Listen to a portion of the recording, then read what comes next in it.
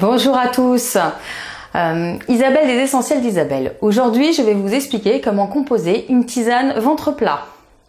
Donc pour la composition de cette tisane ventre plat, vous avez besoin d'une balance, une boîte hermétique métallique pour éviter l'humidité, d'un thé vert sencha, donc qui est originaire du Japon, Rooibos, qui lui est originaire d'Afrique du Sud, qui a la spécificité d'être un thé sans théine que vous pouvez boire le soir et qui a une couleur rouge.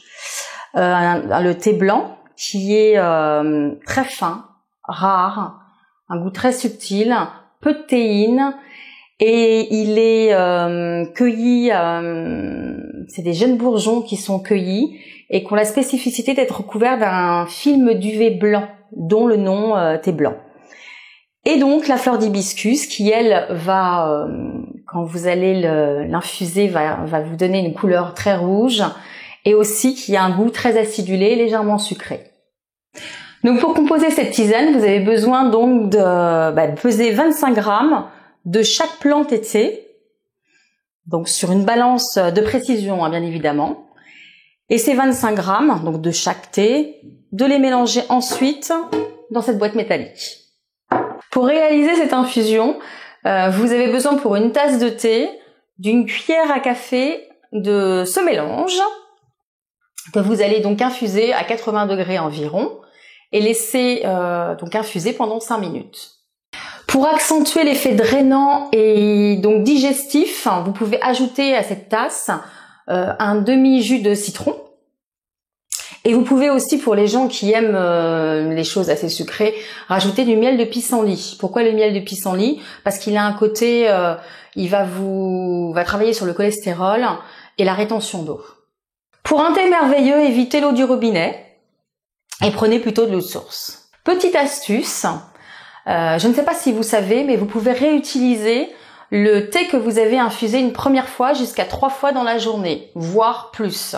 Par contre, il va falloir le réinfuser à une température un peu plus élevée, 85 degrés, et de façon très rapide.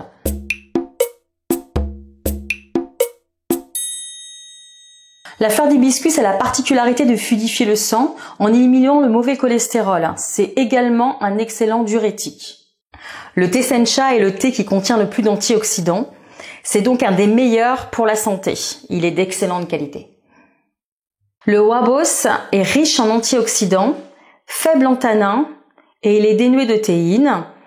Et il a une action anti-inflammatoire des voies digestives et une action calmante. Le thé blanc est très sain pour la santé, peu de théine, riche en vitamines et en minéraux. Le thé blanc est le thé le plus naturel, le plus fin et celui qui apporte le plus de bienfaits. L'idéal est de boire cette infusion avant le repas pour un effet coupe-faim et après pour un effet brûle-graisse.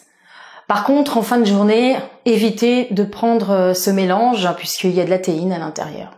Il est impératif d'associer cette tisane à une alimentation saine, c'est-à-dire équilibrée, de manger de tout en petite quantité et aussi de faire du sport. Pour les gens carencés en fer, évitez de prendre tout au long de la journée ce mélange. Merci d'avoir suivi cette vidéo. J'attends vos commentaires avec impatience.